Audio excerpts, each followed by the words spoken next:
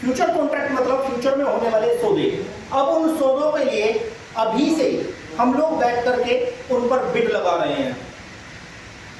Normal share market के बारे में सभी लोग जानते हैं। शेयर मार्केट क्या करती है?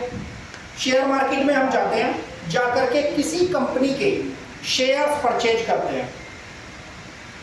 जब रेट बढ़ जाता है तो हम उन्हें बेच लेते हैं। सिंपल तो तरीका यही है शेयर मार्केट का। अब रेट कैसे बढ़ते हैं, कैसे घटते हैं, ये टेक्निकलिटीज हैं। स्टॉक एक्सचेंज को सिर्फ इतने पर ही काम नहीं करना था, इससे थोड़ा सा और आगे बढ़ना था, तो वो फ्यूचर के सौदे लेकर आ गए।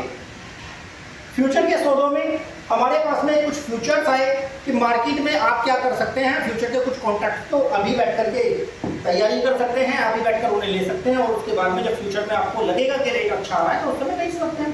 कुछ में ऑब्लिगेशन है, कुछ में ऑब्लिगेशन नहीं है। जैसे फ्यूचर में ऑब्लिगेशन है उस कॉन्ट्रैक्ट को फुलफिल कर देगा, लेकिन उसके साथ ही ऑप्शन, एक ऐसा सौदा जिसमें आपके ऊपर ऑब्लिगेशन भी नहीं है, आप लोग बीच में ही उस सौदे को छोड़ करके जा सकते हो। जो लोग फ्यूचर ऑप्शन में बिल्कुल नए हैं उन लोगों के लिए एक एग्जांपल से हम लोग ऑप्शन ट्रेडिंग को समझते हैं। ऑप्शन ट्रेडिंग के लिए जस्ट लाइक ये समझ लेते हैं कि ये एक पेन है। इस पेन को आज इसका प्राइस जो है वो प्राइस है 50 रुपए। 50 रुपए अगर इसका प्राइस है, और आज मैं और डॉक्टर साहब के बीच में एक समझौता होता है कि इस पेन को 50 रुपए में 1 महीने बाद मैं खरीद लूंगा। डॉक्टर साहब ने कहा 50 रुपए दूंगा और आपसे इस पेन को खरीद लूंगा। मैंने कहा आप पता नहीं 1 महीने बाद आओगे या नहीं आओगे, एक काम करो कुछ टोकन मनी मुझे दे दो। इन्होंने कहा ये पकड़ो 5 रुपए, 5 रुपए लो और इस पेन का सौदा पक्का। 1 महीने बाद आज से ठीक, आज 18 मई, 18 जून को आपका हमारा सौदा हुआ। इस पेन के लिए बाकी के पैसे दूंगा और ले जाऊंगा इस पेन को आपसे 50 रुपए में। मैंने कहा ठीक है। अब कल को ही खबर उड़ी कि मार्केट में ये पेन तो मिल ही नहीं रहा, पार्कर का ये पेन है, ये पेन मार्केट में है ही नहीं, बहुत एंटीक है। इस पेन की कीमत 50 रुपए से बढ़कर 60 रुपए हो गई। अब जैसे इस पेन की कीमत 60 रुपए होने लगी तो हमारे राघव जी आए, आकर के कह रहे हैं जी, ये राघव जी को बोल डॉक्टर साहब ही हैं, हमारे दूसरे रावत जी आए, रावत जी आकर कह रहे हैं एक काम करो राघव जी, इस पेन को मुझे दे दो, ये जो सौदा है इस सौदे को मैं कर लेता हूँ आपके साथ, ये पेन मुझे चाहिए। तो इन्होंने जो 5 रुपए की टोकन मनी मुझे दे रखी है, जिसके लिए मैं इस पेन को बाध्य हूं 50 रुपए में बेचने के लिए, तो वो टोकन मनी इन्होंने क्या किया, इन्होंने कहा भैया इस 5 रुपए के बदले तो 60 रुपए का सौदा मिल रहा है मुझे, क्योंकि 50 का सौदा 60 का सौदा 50 में मिल जाएगा मुझे, तो 10 रुपए का फायदा हो जाएगा। तो उन्होंने 10 रुपए का फायदा अपना रख करके और 15 रुपए में अपनी उस टोकन मनी को इनको हैंड ओवर कर दिया।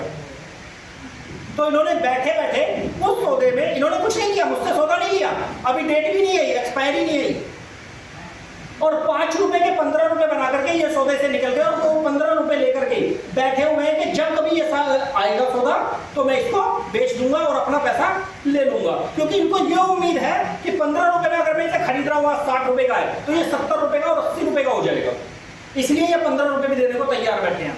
लेकिन अगर एक्सपायरी पर जिस दिन हमारा 18 जून को ये कॉन्ट्रैक्ट समाप्त होगा उस दिन इसकी कीमत 40 रुपए रह जाएगी, तो क्या ये उस 15 रुपए को लेकर मेरे पास आने वाले हैं कि लाओ जी लाओ, इसमें 50 रुपए का सौदा था, ये जो ओरिजिनल कॉन्ट्रैक्ट था वो 50 रुपए का था, तो ये क्या 15 रुपए तो पहले ही दे चुके और फिर 50 रुपए मुझे और देंगे, ऐसा करेंगे क्या? जबकि इनको भी पता है इसकी कीमत 40 रुपए रह गई है।